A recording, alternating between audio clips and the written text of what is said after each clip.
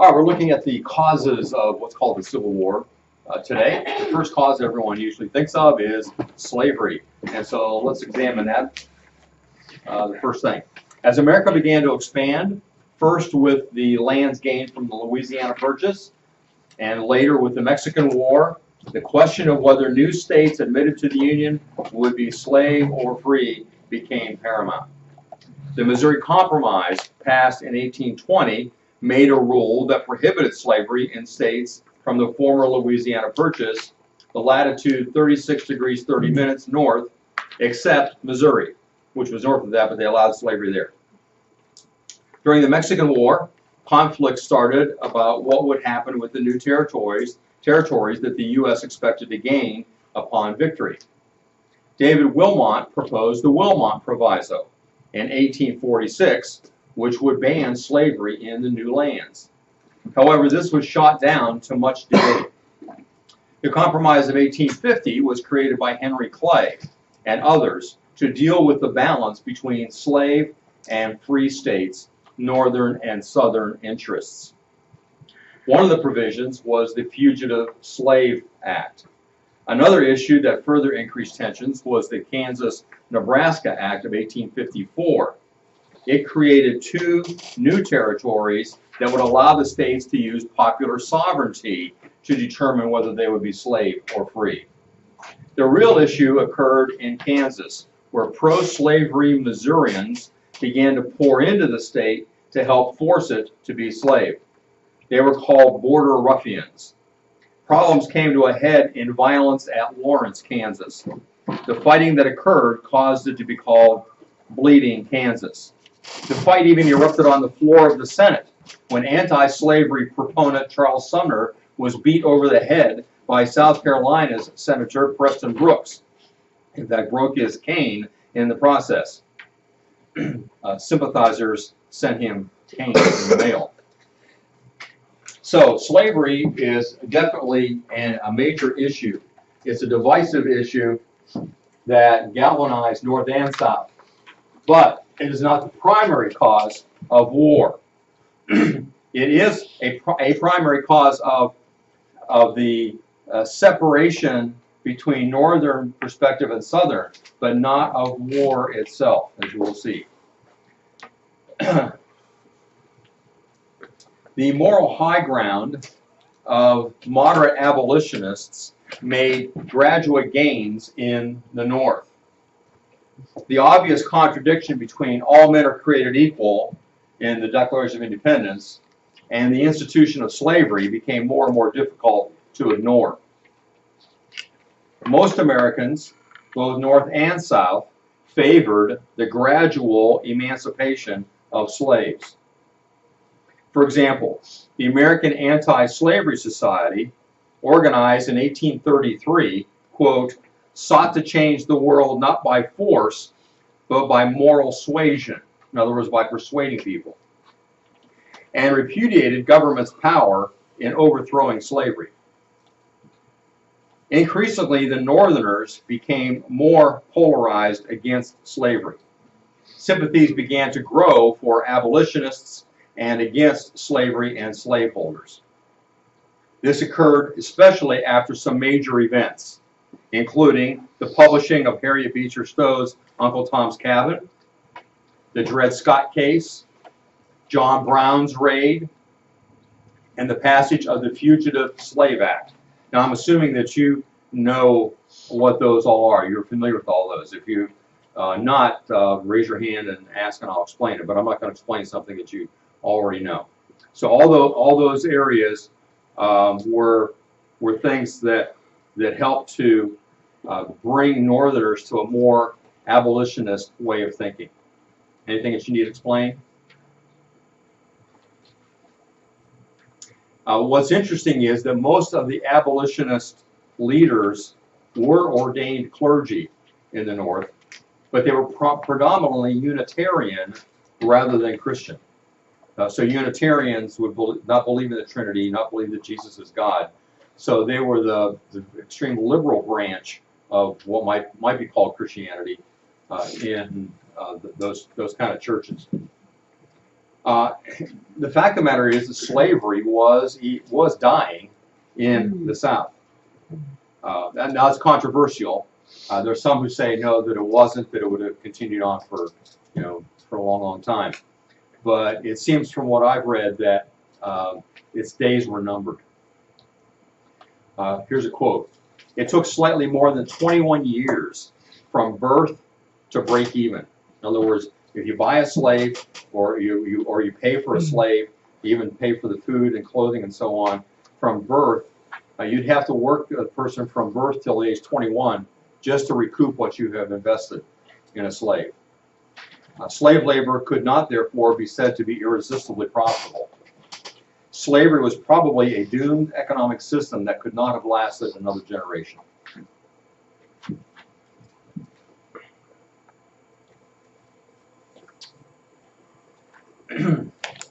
Even though abolitionism was growing, viewing blacks as equals was not. Prejudice continued, with many communities and states passing laws keeping freed Negroes out.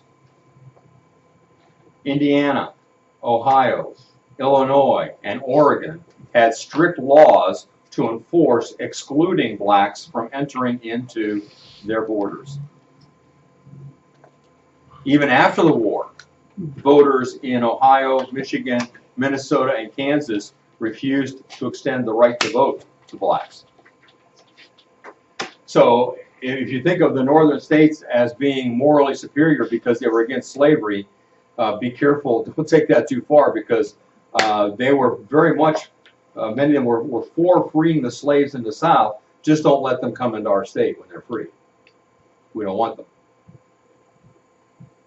Lincoln had stated in 1854 that Kansas and Nebraska should be preserved, quote, for the homes of free white people, unquote.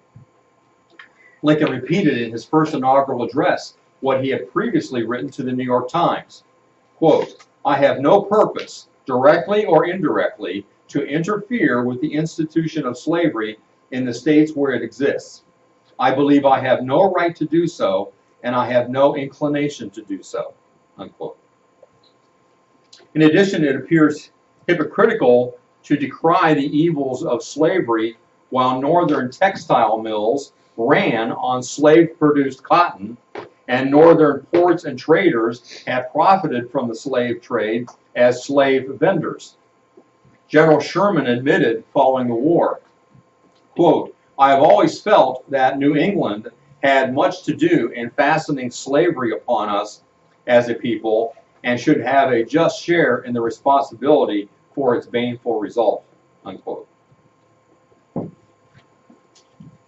Opinions on slavery varied greatly throughout the South, from those who justified its existence on every ground possible, and you've read about some of those, economic grounds, cultural, even biblical grounds, to those who favored its demise. Slavery was, however, a very influential institution, being responsible for the great productivity of the South. Attempted northern interference in southern living created anger among Southerners. Even if they were against slavery, the fact that Northerners were going to tell them what to do created anger. All right, so that's the issue of slavery. And it created not only a division in the country, but also in churches. Here's an example of some of the churches that were split.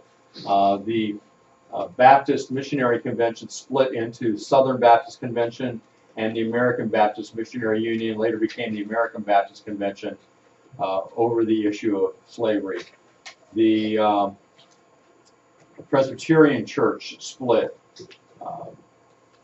well, first over revival, new school versus old school, and some of the old school came in the north that became part of the Presbyterian Church of the United States of America.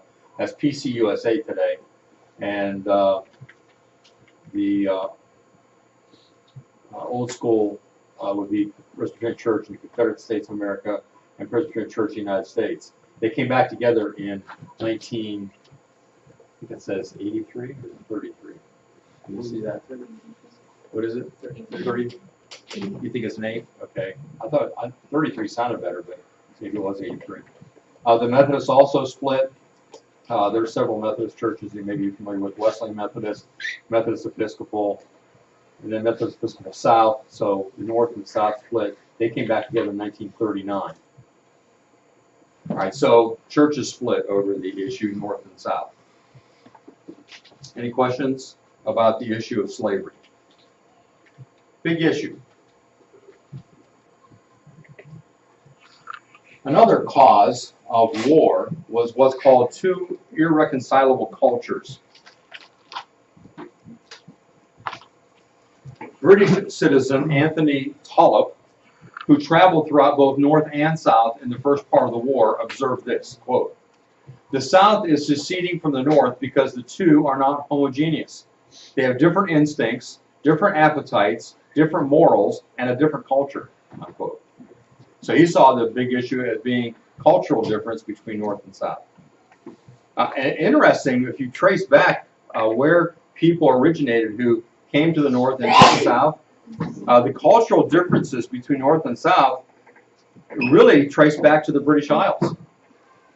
The South, settlers in the South emigrated principally from North Britain, Northern Ireland, and the Saxon areas of South England. New England, which would be the Puritans, were from East Anglia, and the middle colonies, primarily Quakers, were from the North Midlands of England. So there were differences in England between those different areas, and so those got carried over into America. So the idea that there were two irreconcilable cultures, there was no way to bring these two cultures together. They were just too different, is another cause of conflict. Any question or comment there? Third, first of all, this quote from Mary Chestnut, who is quoted a lot in Ken Burns' series, The Civil War, said this: "We are divorced because we have hated each other so." Just too different. Irreconcilable differences is a major reason for divorce today. That's the kind of the coverall for whatever reason you want to give, and the same was true of the North and the South. The third cause might be said to be incompetent politicians. Someone has said war is always avoidable.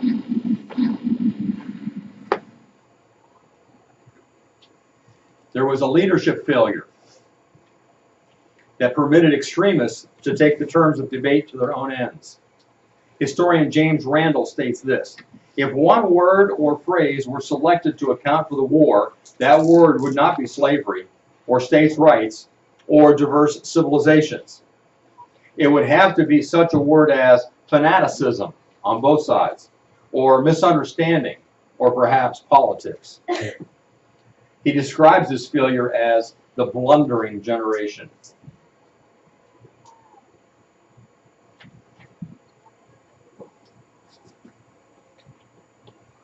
So his perspective is that war was avoidable. It's just that the politicians couldn't figure out a way to do it, and it seems more and more extremists were in charge of both sides. A fourth issue or cause is economic and social factors. And here we have the conflict between industrial capitalism versus agrarian aristocrats. That's a mouthful, isn't it? Who would be the industrial capitalists? North. And the agrarian aristocrats? South. You're an aristocrat, is a society which has aristocrats, is a society which is more of a hierarchy. You're born into a particular level of society, and that's how the South was more structured. In the North, it wasn't that way so much. There was more mobility in the North, and of course, industry was a large part of what was going on in the North. Farming is what's going on in the South. With Eli Whitney's invention of the cotton gin in 1793, cotton became very profitable. This machine was able to reduce the time it took to separate seeds from the cotton. However, at the same time, the increase in the number of plantations willing to move from other crops to cotton meant the greater need for a large amount of cheap labor, in essence, slaves. Thus, the Southern economy became a one-crop colony, depending on cotton and therefore on slavery. On the other hand, the Northern economy was based more on industry than agriculture. In fact, the Northern industries were purchasing the raw cotton and turning it into finished goods. This disparity between the two set up a major difference in economic attitudes. The South was based on the plantation system, while the North was based on city life.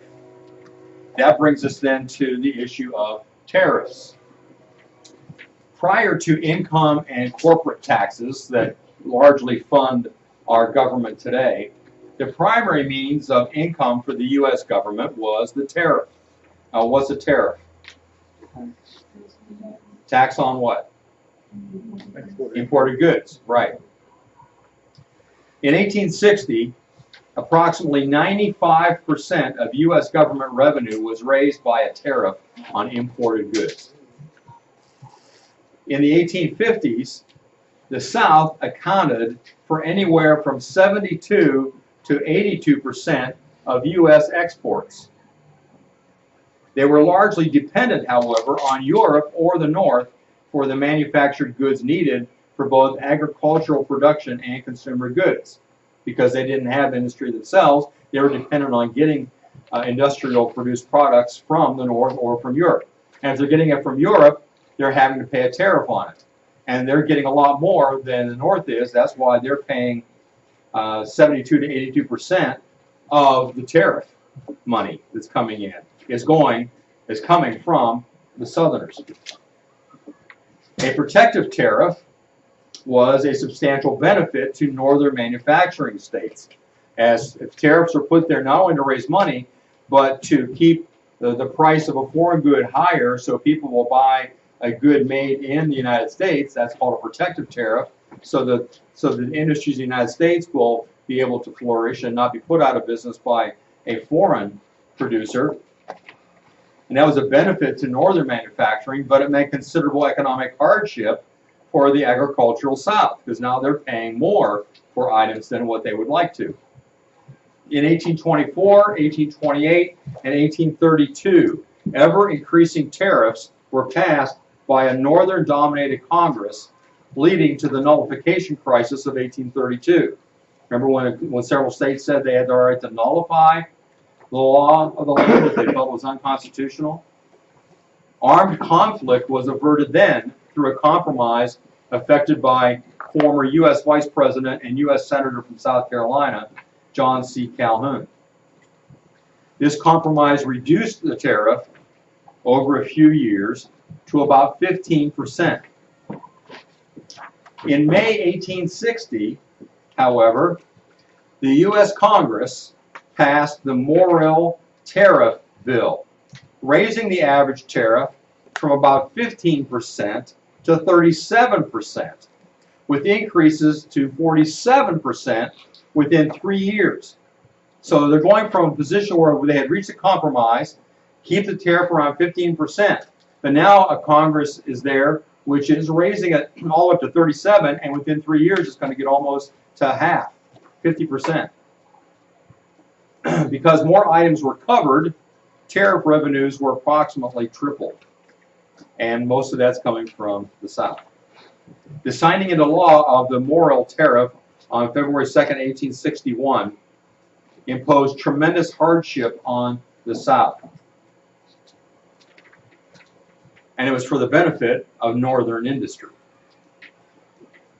The legislation nearly tripled the tariff burden on the South, while Northern projects and industry received 80% or more of these tax revenues. So get the picture. Southerners are paying about 80% of the tariff bill, of the tariffs that are being collected. Southerners are paying about 80% of that, but 80% of what's collected is going toward Northern interests. It's not coming back to the South.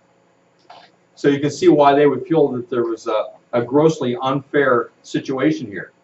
The South is paying for Northern benefit. Powerful Republican Senator Thaddeus Stevens told an audience that the tariff would enrich the North and impoverish the South and West, but that it was essential for the advancement of the nation and its industrial workers. He added that if Southern leaders objected, listen to this, he said if Southern leaders objected, they would be rounded up and hanged. So you don't like paying the majority of the taxes? Tough. If you don't like it, we'll hang you.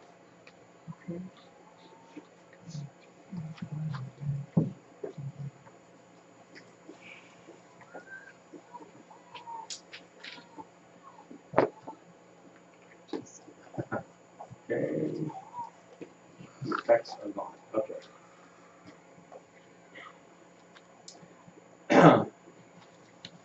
A few years ago, long before you were born, Bill Clinton ran for president with the campaign slogan, "It's the economy, stupid," because the economy wasn't going very well at the time. Well, that's the issue here. It's the economy. Even the English author Charles Dickens, let me see if I can replace in the notes in that slide here. Whoops, already did that.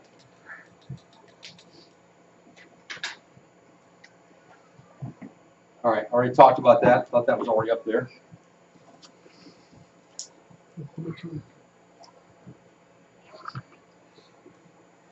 All right, if you didn't get it, there are the figures. There we go.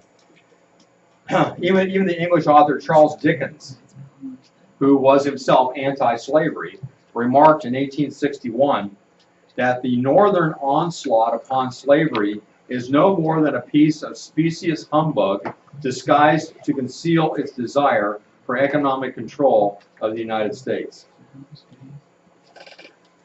Favoring the North, socialist Karl Marx reflected the opinion the major British newspapers in remarking, "The war between the North and South is a tariff war. The war is further not for any principle, nor does not touch the question of slavery, and in fact turns on the Northern lust for power."